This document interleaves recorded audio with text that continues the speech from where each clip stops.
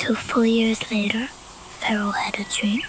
He was standing beside the Nile River when 7 healthy and beautiful cows came up from the water and began feeding among the reeds.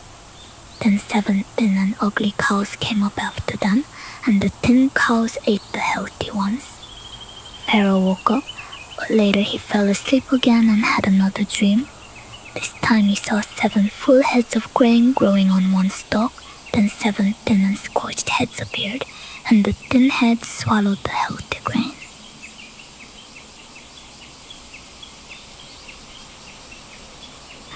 In the morning, Pharaoh was troubled, so he called all the wise men and magicians of Egypt, but none of them could explain the dreams.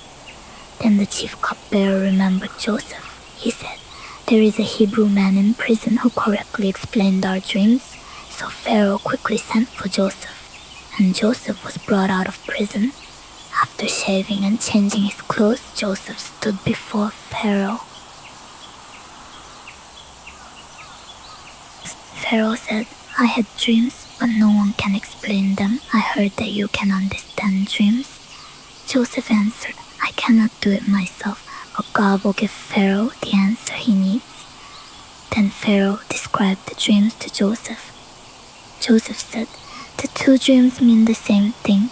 God is showing Pharaoh what is about to happen. The 7 healthy cows and 7 full heads of grain are 7 years of abundance. The 7 thin cows and thin heads of grain are 7 years of famine."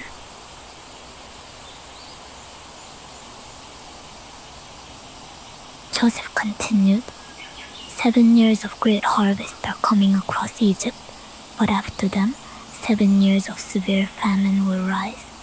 The famine will be so great that people will forget the years of abundance. God gave Pharaoh the dream twice because this matter has been firmly decided, and it will happen soon. Then Joseph advised Pharaoh to appoint a wise man over Egypt to store grain during the years of abundance.